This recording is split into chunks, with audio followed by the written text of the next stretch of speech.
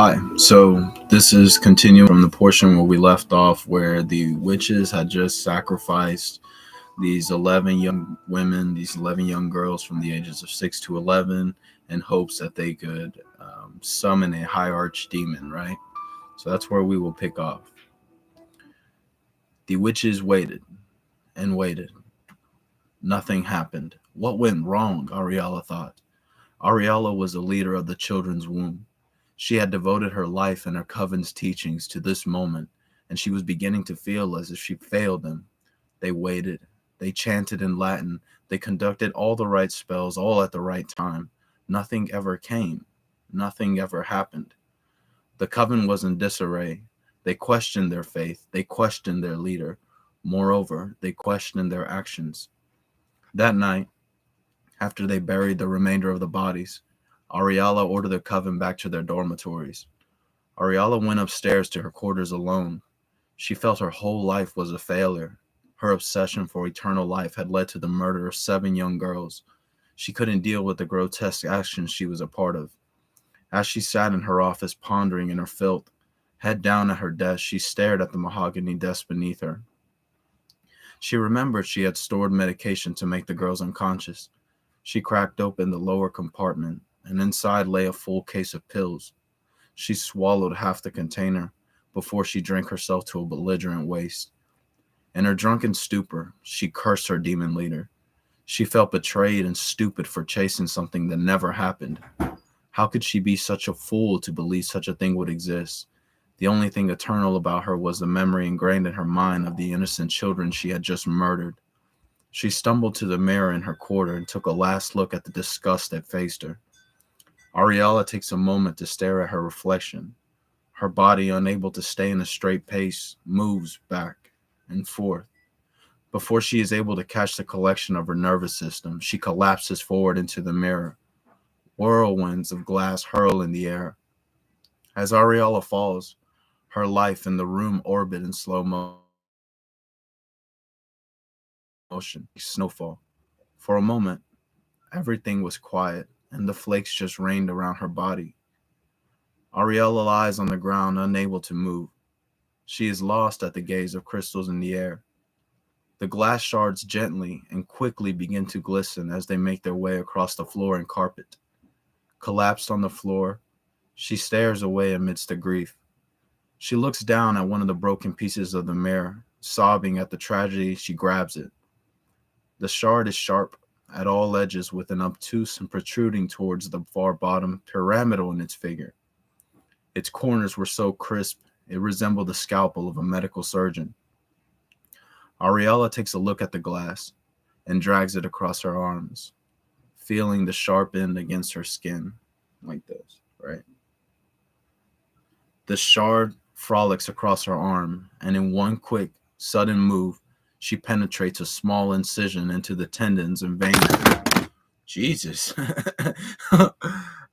Small incision into the tendons and veins between her wrists. First the right, then the left. The blood spews in rhythmic palpitations, sparks at first, then slowly oozes. As she enjoys her. One second.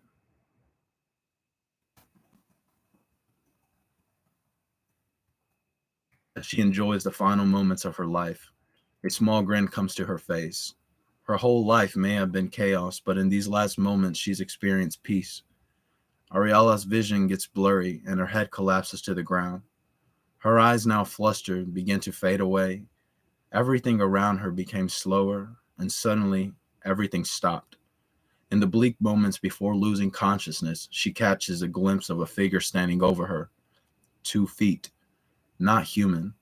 It has the feet of a bird with sharp talons. Before she is able to make out the shape, she passes out. And so in this scene following, we'll be describing the state that she wakes up / the environment.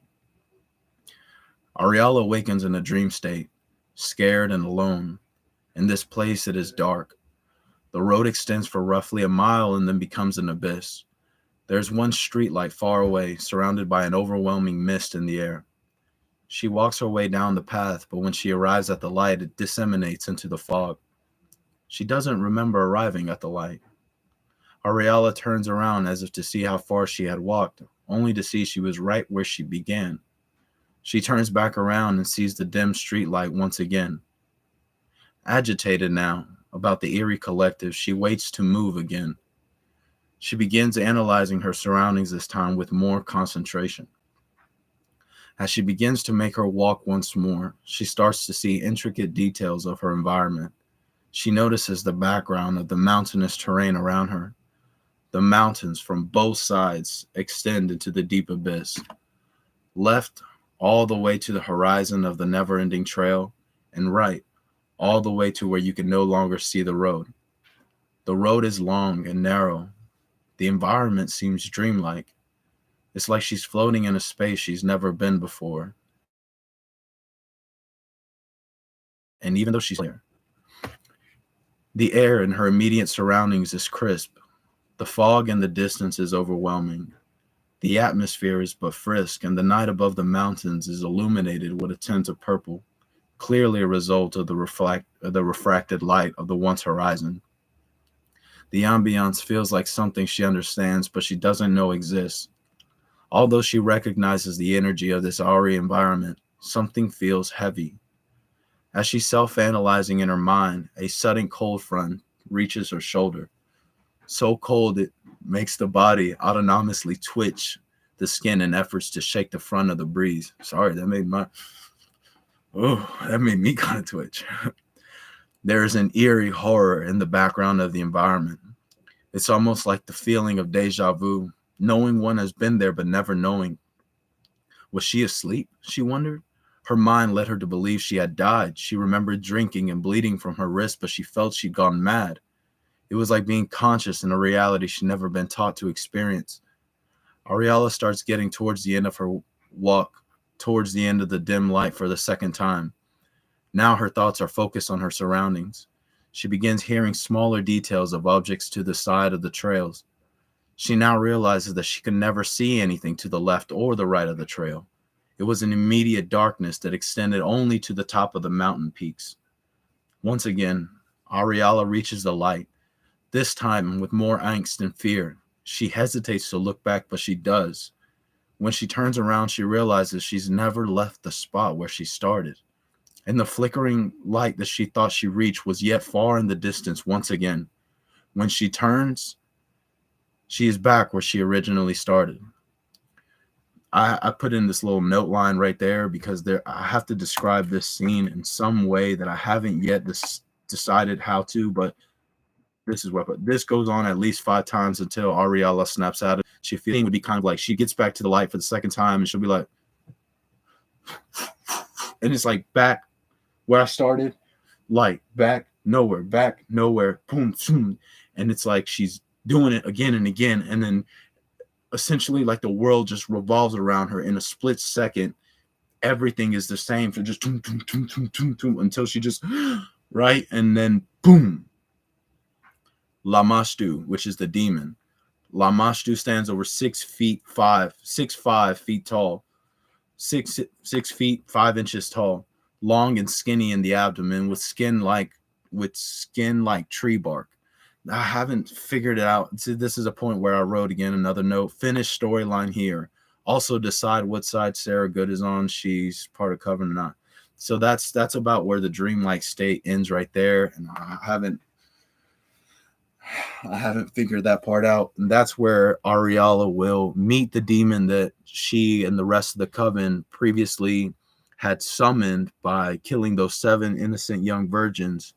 And she'll meet the demon. Essentially, this dream state is what we all know as the crossroads, where people make deals with demons or the devil. And this dreamlike state is where she will meet the demon Lamashtu, and she will make some sort of pact, which really won't be a pact. She'll just actually be cursed by this demon because there's always trickery to a pact with a demon. So essentially what he will do is just curse all of her bloodline, and that'll be where it all flies. So that story will end of Ariella once the demon curses her, and then we will meet our main character, Jack.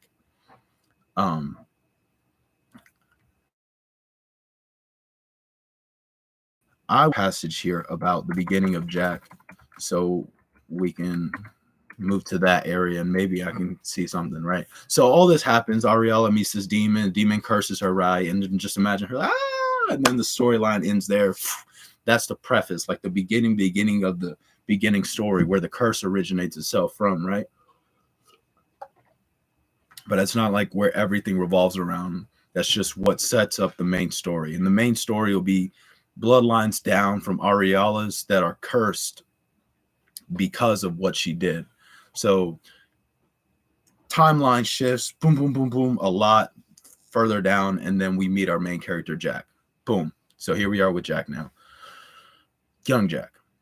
Jack, come back inside, Mindy said. The snowfall was white, and he liked to look off the balcony to watch the crystallized shapes take form. So imagine little Jack, looking out of the window. Mindy was Jack's stepmother, or so she liked to believe. She was hardly ever a real mother. Whenever she wasn't busy trying to be his mother, she was out working. Mindy would be gone working most of the night, and she would not come back until the next day. Jack never understood why they acted like they were a real family. They weren't. His real mother died when he was only 13 years old. 6 short months after this tragic incident, his father met a woman named Mindy. His father introduced Mindy to Jack as his friend. Jack was barely getting to know this woman when his father suffered from a coma that left him brain dead. When he was a child, Jack heard all kinds of stories from his father that their family was cursed. Jack's bloodline extended far beyond the Salem witch trials. His father used to tell him stories of his great-grandmother's great-grandmother. She was a witch. She sacrificed her only daughter in the name of a rite. She fed her daughter's stillborn flesh to her coven of 11 as an offering of immortality. 2 years later, she was burned at the stake. So that is referencing Ariella, of course. In this short little passage that I actually read, I just realized that I have to add more because I created this short portion right here when I first started writing the novel. And so it doesn't have as much intricate details, but it is a big basis of what it is. So after, you hear that part, so now we'll move into Jack's like family and kind of his dad's background and stuff like that. So boom, burn at the stake. In his prime, Jack's father was a renowned psychologist. He received his doctorate in counseling psychology from the Institute for Integral Studies and his master's in advanced psychodynamic and transpersonal studies from John F. Kennedy University. Jack's father had a lifelong interest in psychology, metaphysics, philosophy, history, science, and the occult. He had a large library in their home downstairs dedicated to his life's work. Jack's father had a special interest in synchronicity, stemming from experiencing frequent and surprising synchronistic events and needing a working understanding of the phenomena. Jack would spend hours with his father as a kid. His father's love for the mysteries imprinted upon Jack. Jack always loved his father. He understood Jack. Jack liked his father. He never questioned Jack, never bugged him like his stepmother. All Mindy ever did was fuss at Jack. He wondered how his father ever put up with such a disgrace. All his life, Jack felt visions of the afterlife, signs of darkness. He was unknown to these feelings. Jack didn't understand the difference of his life to that of each of his classmates. There was an operant systemization to his life that he assumed never exactly existed in everybody else's. Jack's days were ordinary, always the same. The weather always felt the same. His mood never changed. It was as if the day would go along without Jack, whether he was actively aware or not. He felt as if he was always a third person to his body. It was as if his physical body was always an autopilot while he hitched a ride on the shoulders. Jack always felt he was a passenger to himself all his life. There was a growing sensation in his teens that someone else was there. It would stalk Jack's empty hollow of a body. It would try and wait for Jack to go to the back seat to steal his place on his shoulders. It was a feeling that darkness was always there. Darkness followed. It would bury itself in Jack's head if it ever got a chance.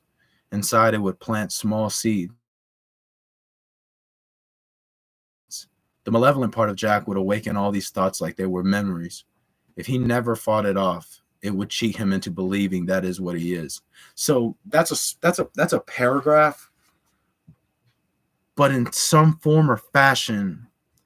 So the part where I say there was an operant systemization, the weather always felt the same.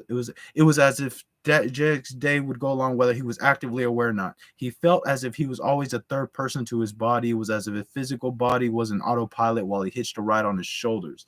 That should somewhat be separate to the part that follows when we're describing the darkness that stalks Jack's empty hollow of a body whenever he's not consciously actively aware.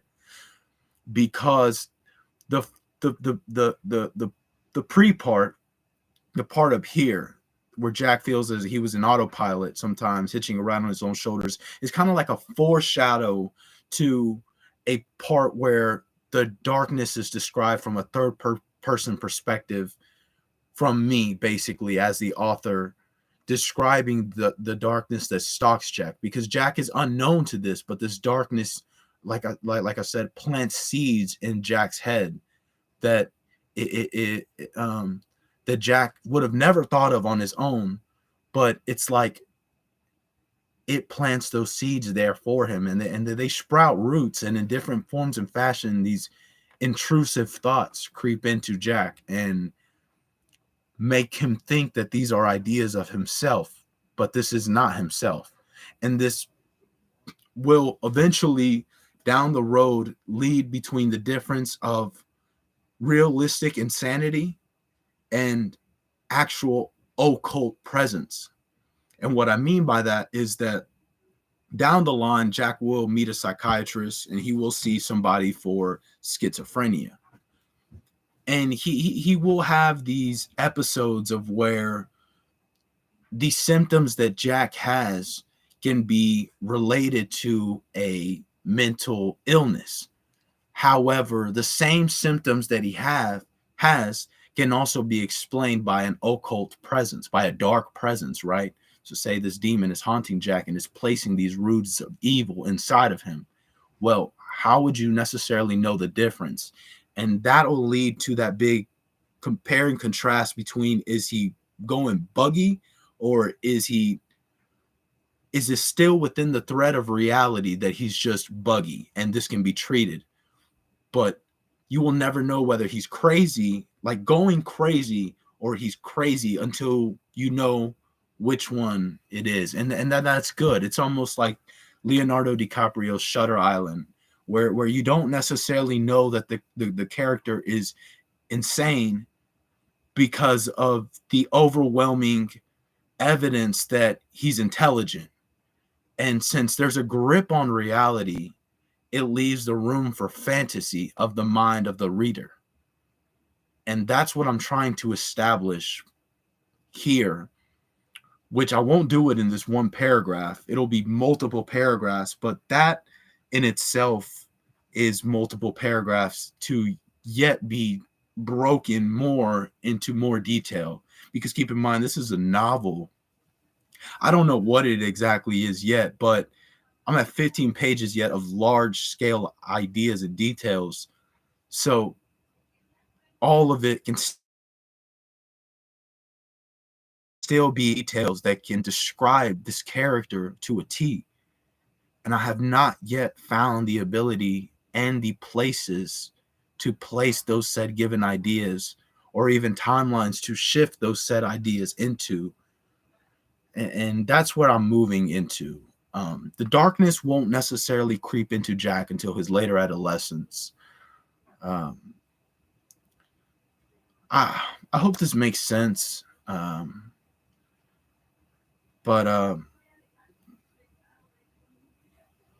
let's just kind of finish on these last two, right? Last little paragraphs here.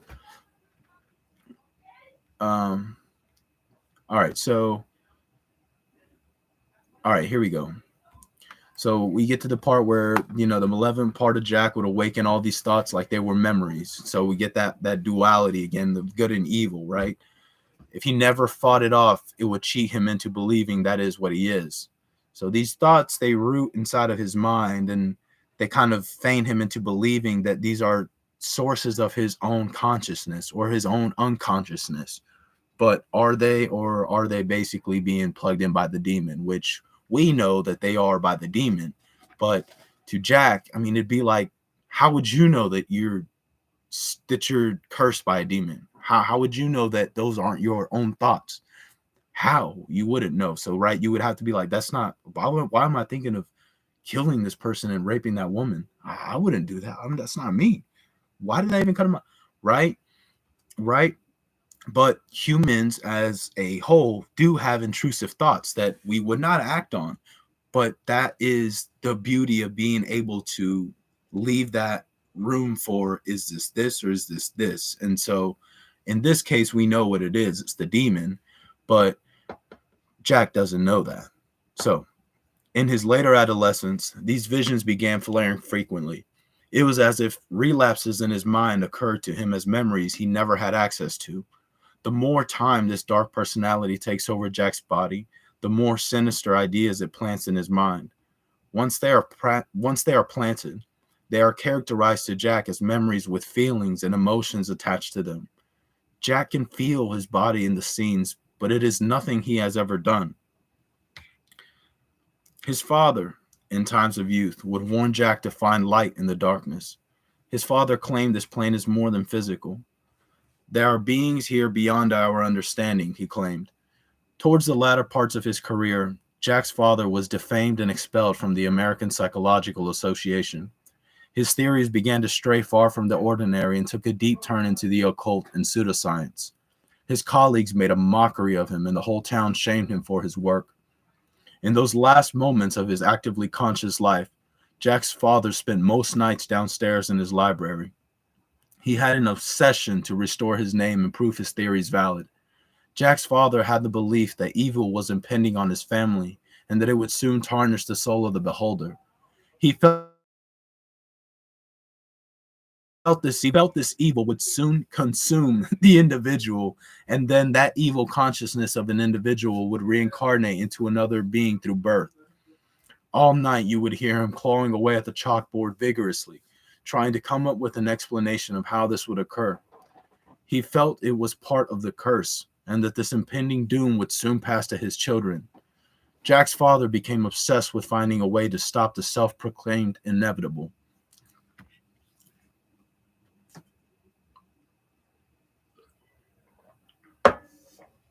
When science could no longer defy the variables, Jack's father began delving into other avenues to get the answers he desired. He turned to the occult. Jack's father began reciting chants to Lamashtu to receive answers. He hoped his offering would be enough to save his bloodline. Lost in his own delirium, Jack's father failed to understand the consequences of making a pact with the dark side. There is always a catch. So we'll end there. Parts that I've created, as much as they seem like they're happy-go-lucky and that they'll do on their own, you don't understand that, for one, the part where he had an obsession. Jack's father had the belief that evil was impending on his family, that it soon tarnished the soul of the beholder. He felt this evil would soon consume the individual, and then that evil consciousness of an individual would reincarnate into another being through birth.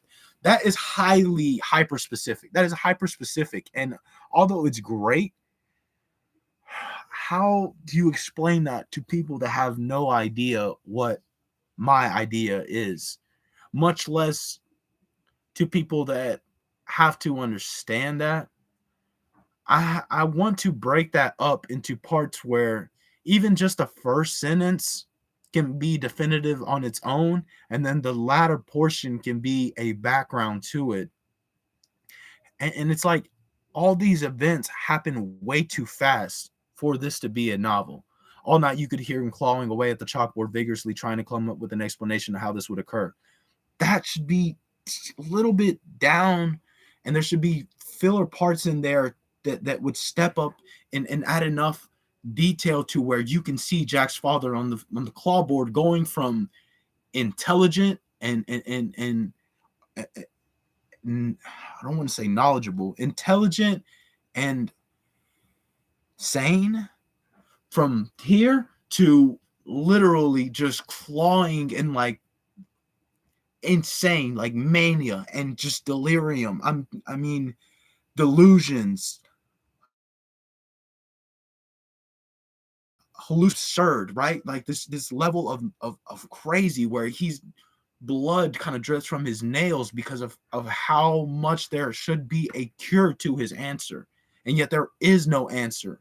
And so you have a man that is extremely smart, extremely intelligent, and he now has pushed the boundaries of insanity, trying to figure out an answer that his education, being as far as it is, can no longer provide him answers to.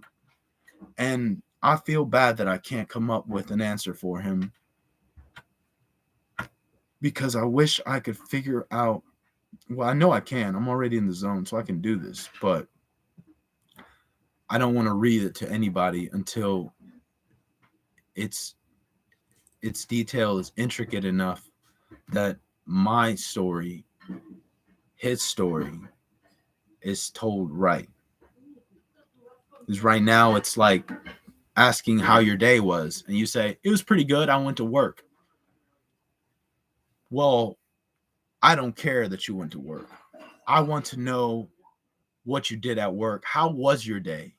Is your day really good? Well, in reality, no, it wasn't good. At the end, it was all good, but now that you mentioned it, it was bad at first because I my car flat tire happened, this, and then this happened, and that happened, and this happened, and when I got there, I met a new coworker, and I talked to da da da da. I want to know that made you feel that brought you to come up from the bottom of emotion to the higher part of emotion that now resulted in your day being good.